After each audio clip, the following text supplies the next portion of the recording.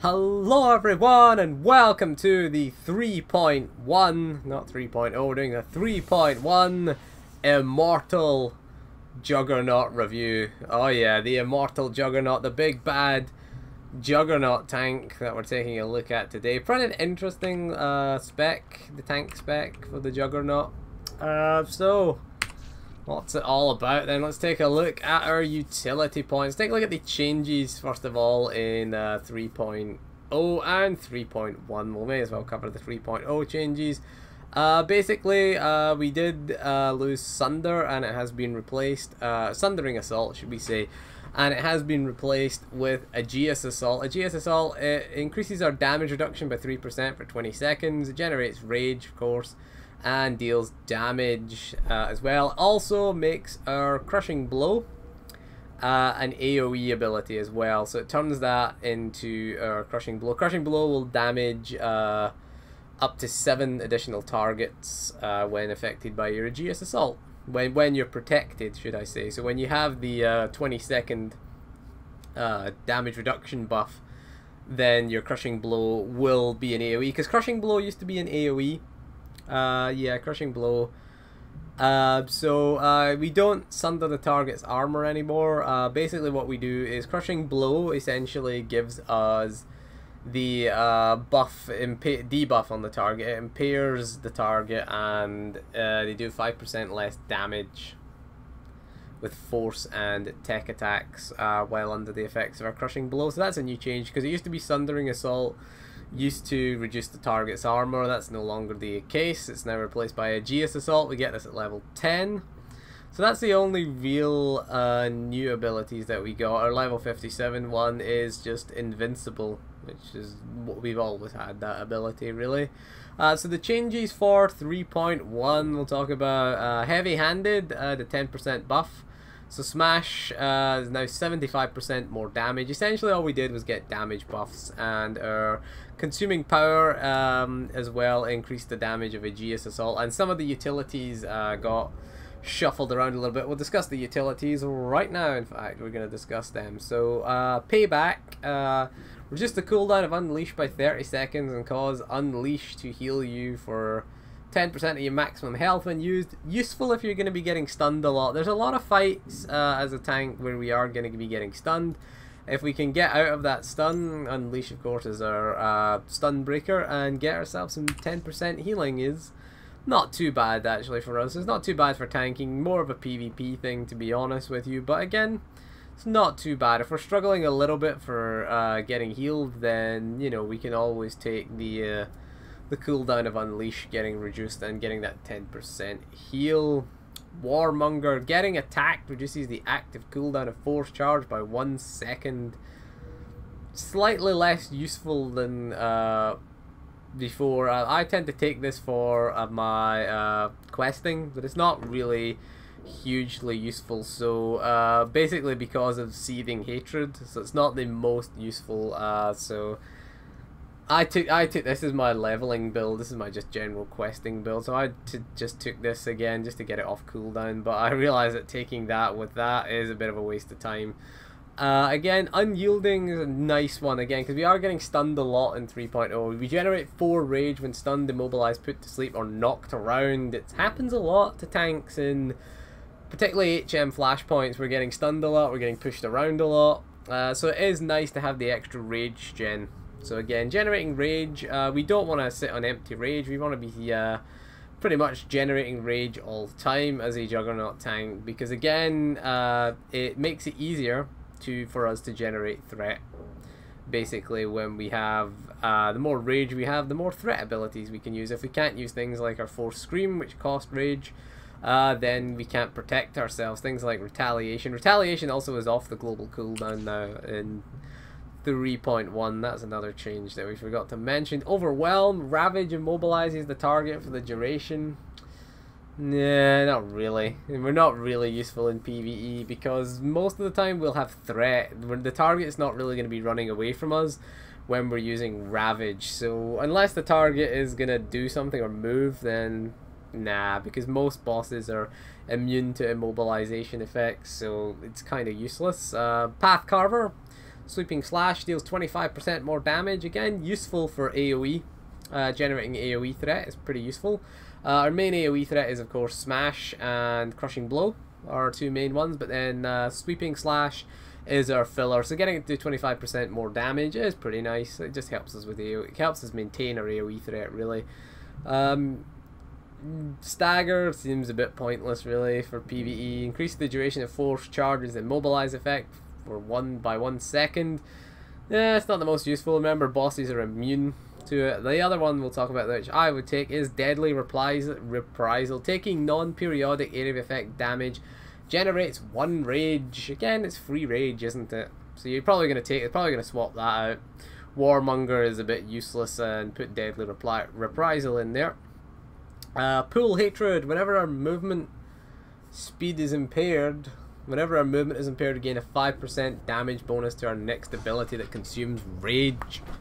It can stack up to 5 times in the last 15 seconds. Again, if we are doing HM flashpoints, we are getting movement impairing effects are quite common in HM flashpoints. So it is quite a nice thing if we get our movement impaired, just to give us that little bit of extra damage for our next rage consumer. So it is quite a nice thing. Worth taking if you're getting movement things. Certainly fights like the first boss, the Rancor boss on Legacy of the Rakata, that's pretty, you get immobilized quite a lot in that one. So again, and you get your movement speed impaired. It happens quite a lot. There's a lot of slows going out, so it is definitely worth taking, I would say. Again, if you're doing that kind of content. Oppressor, Force Charge, Crushing Blow, Impale, Obliterate, and Intercede grant Oppressor, which makes our next Chilling Scream consume no rage. Chilling Scream is our stun. Where is Chilling Scream? I don't remember where. Yeah, there it is. There. I don't even have a keybound. It's kind of like a little.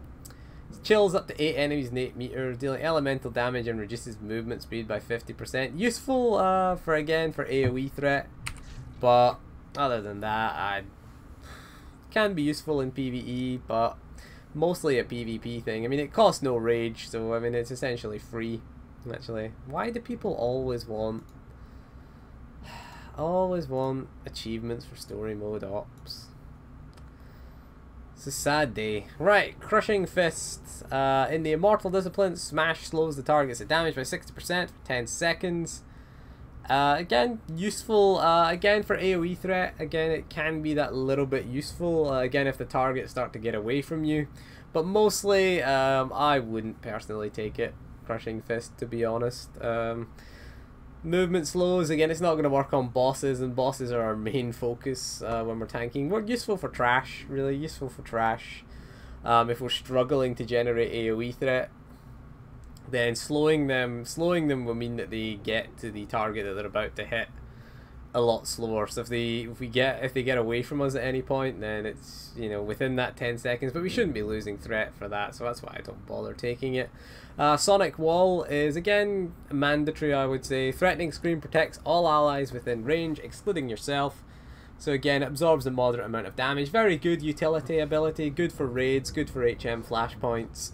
Again, just bear in mind that you can take this for DPS as well, because Threatening Scream is damage, not a damage, threat dump. It's your AoE taunt when you're in your tanking form, but when you're not, it's a threat dump. So again, it's useful, very useful. Again, just giving everyone Sonic Wall is pretty nice. So again, Strangulate, just the cooldown of Choke by 15 seconds, kind of can be useful. More of a PvP thing. Choke, bear in mind that we can channel Choke as a tank without we don't have to sit and watch it channel, we can just put it out. So again, it is kind of useful, Choke.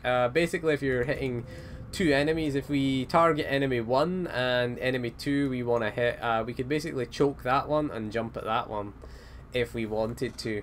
So it's there, useful for those kind of things, but I would suggest not really mandatory. Chilling Scream increases the movement speed of all allies in 8 meters, excluding yourself, by 50% for 8 seconds. Yeah, kind of pointless, really. Most of the time you'll be running with people with their own movement speed boost. Can be useful, I guess, if you have to get out of things, maybe if you're doing Master Blaster, you know, at the end of the fight, you know, you could pop that and give everyone a movement speed buff, I guess. So, but not really that useful. Seething Hatred. When we exit combat, the active cooldown of Force Charge, Enrage, and Saber Thrower is reduced by 100%. Very, very helpful. This is Seething Hatred. Tend to use this more useful on trash, but it is one we take because again, we can just leap to the next set of trash when we're finished clearing one set without waiting for the cooldown of certain things. Very useful. Enrage is very useful. Force Charge and Enrage. Saber Throw we don't really use as a tank, to be honest, but it is very, very useful because again, Enrage, where is Enrage gone? See if I can't remember what any of these icons, there it is. Enrage generates 6 rage immediately, so it is useful. We want to start each fight with 6 rage generally, so we want to pop Enrage before we start the next fight. So again, getting its cooldown reduced after the previous fight by 100%, it is a 45-second cooldown, so again, it is very, very useful. I find that, especially for doing trash, because it means we can just move on to the next thing, get our Enrage up, get our Force Charge up, and get our threat generated. So it is very, very useful. We'll move on to Heroic. Throwing Gauntlet, reduce the cooldown of Force Push by 15 seconds, and Chilling Scream no longer costs any rage. Jeez, Chilling Scream consumes no rage. Chilling Scream consumes no rage. How much rage does Chilling Scream consume? 2 rage! This for a 2 rage saving that we're gonna get twice if we want. Can be useful. Force Push, yeah. Do we really want that as a tank in PvE? I mean, it's useful for pushing things off of things, and if you wanna push one enemy towards the other, like again if we're fighting 2 enemies with a gap between them, we can jump at one of them, push one to the other one, and then get running in, I guess. But again, Force Push, not the most useful. Not the most useful of abilities, I think, as a tank, personally. Unless you're pushing something into something to get AoE'd, maybe.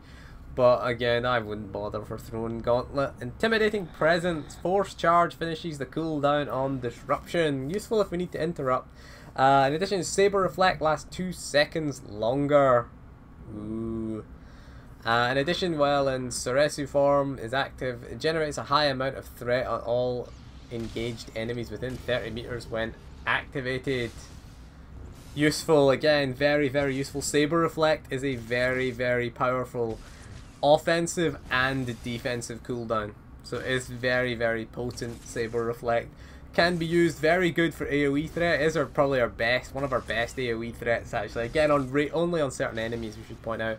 Ranged and because it's force and tech, Saber Reflect. Let's just look at it again.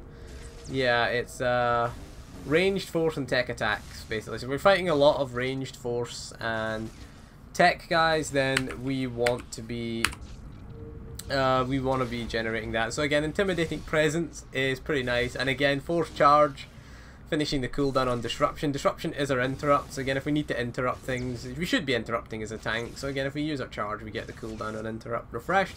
So that is again pretty useful. I like Through Passion.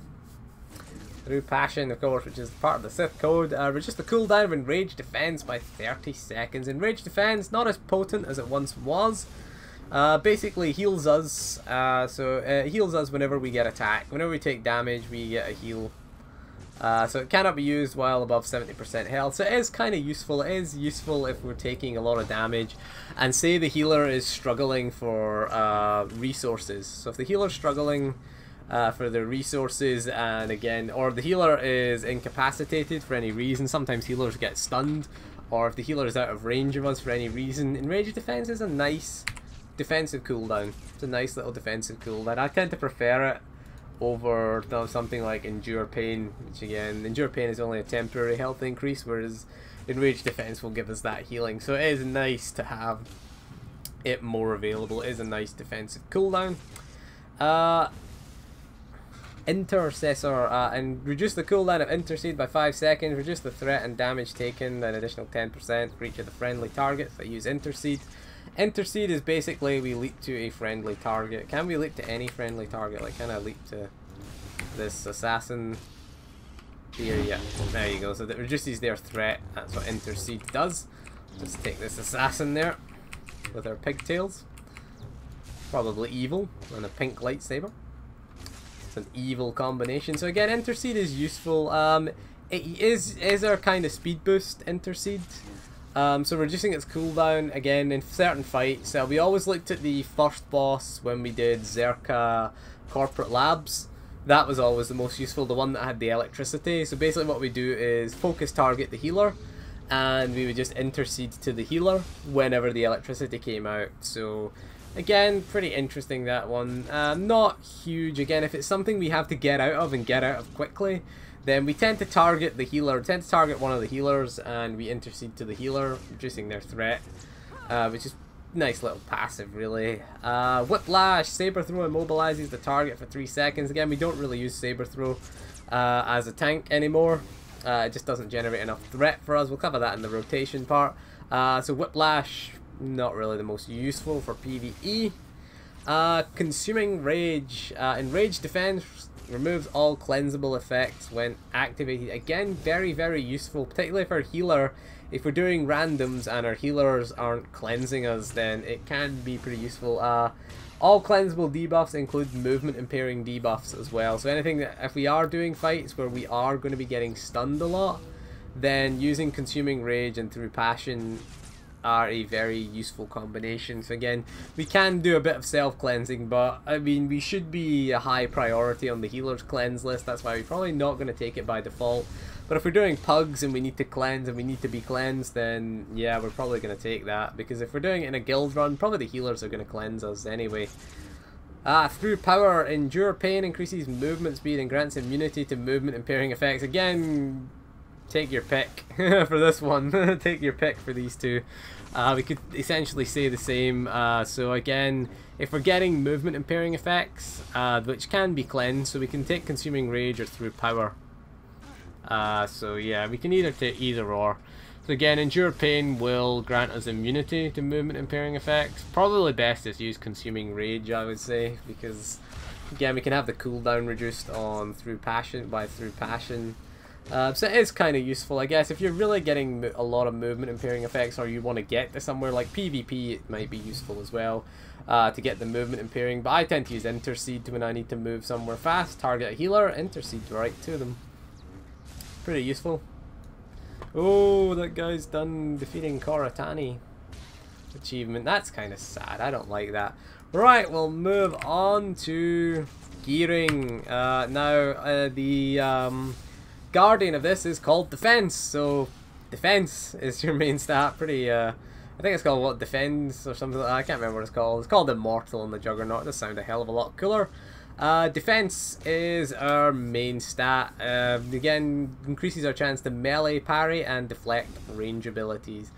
So it is our major thing. Things like defending and parrying or deflecting an attack will again use our retaliation. So defense tends to be our defense. It tends to be defense, shield, and then absorb tends to be the bottom of the priorities list.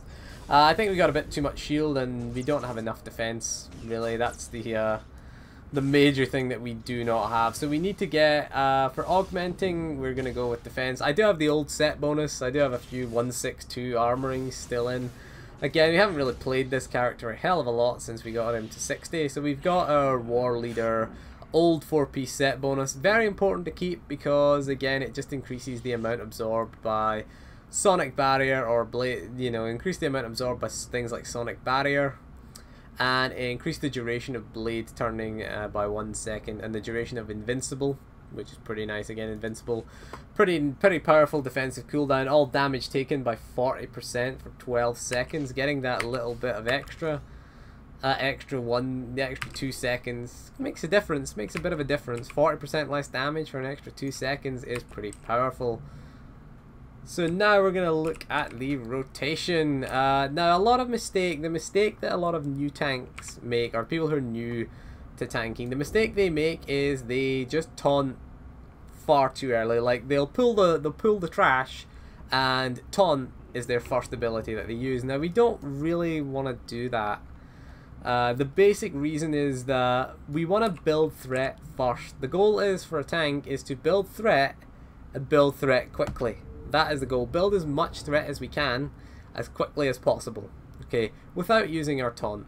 Okay, we don't really want to be taunting, because what happens is if you taunt and then you don't build enough threat, whenever the taunt wears off, we tend to lose threat. Whereas if we go in, build a bit of threat, then we lose threat, we have our taunt available to us. So if we taunt should only really be used when we are losing threat on a single target. So our biggest threat generator is Crushing Blow. Crushing Blow is our biggest single target threat generator. So your goal is to start and get Crushing Blow off as soon as possible. Our next one is going to be Backhand. Backhand tends to be pretty important. Now what we don't want to do is open with Saber Throw. Saber Throw, pretty poor opener as a tank.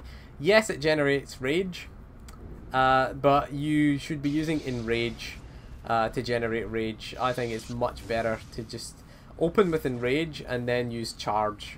It's much better for us, to be honest with you, because again it's going to get you that rage. The problem with Saber Throw is that it doesn't generate a lot of threat, and so if we do Saber Throw, Charge, Crushing Blow, then what will happen is the DPS will be halfway through the rotation. That's the third ability. We want that to be our second ability. So we want Enrage, precast, Enrage, leap in, get our Crushing Blow off as soon as we can. We got our Retaliation up, we're going to hit that off, get our Backhand off. Now we have our threat, we've got our Blade Barricade up, which increases our defense chance. Again, if that procs, it's pretty nice. Our next ability then is going to be Aegeus Assault.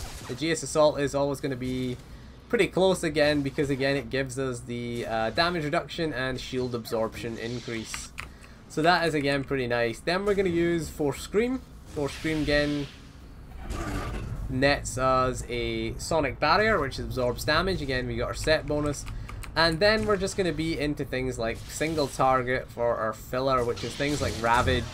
Ravage we tend to use when we position the boss and when it's not going to be interrupted. But we want to keep things like Crushing Blow on cooldown. Aegeus Assault must be kept on cooldown at all times. So we're going to get Leap. I tend to Charge, Crushing Blow, Backhand, Aegeus Assault, and then Retaliation if it's procced, or Force Scream if Retaliation isn't procced. And then we're going to be, if we position the boss nicely, we positioned our single target nicely, we're facing it away from the group, so we're probably going to be in there. Again, we're always good practice facing it away from the group, and then we're going to be into things like Ravage.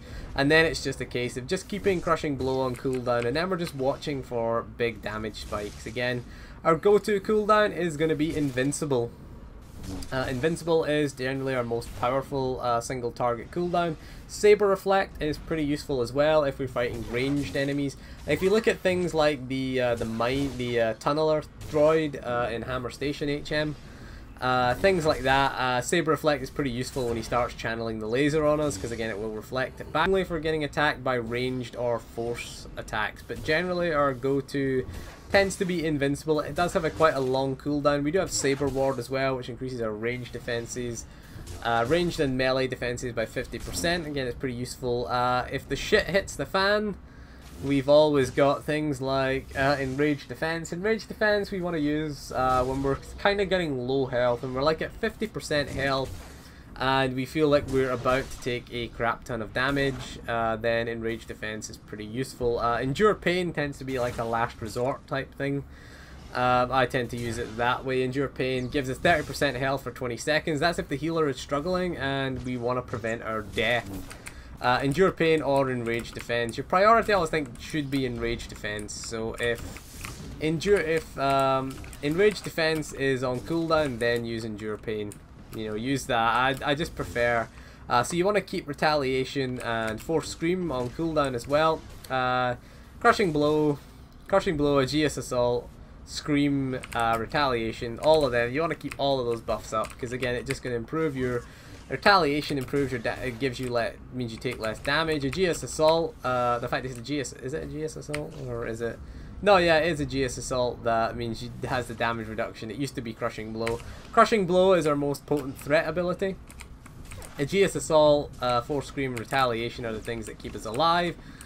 Backhand is useful for stunning things, and it is our second highest threat generator, so you want to keep that on cooldown. It does have a 1 minute cooldown. It is quite a long cooldown actually. let's talk about AoE. AoE a little bit different. It's basically going to be similar to the single target. This time you're going to again pop in rage. You're going to charge. You're going to hit you're going to hit smash first. Then you're going to hit Aegeus Assault, and remember to use Aegeus Assault before Crushing Blow, because remember that Crushing Blow is not an AoE ability anymore. Crushing Blow only gives us AoE when it's under the effect of our Aegeus Assault.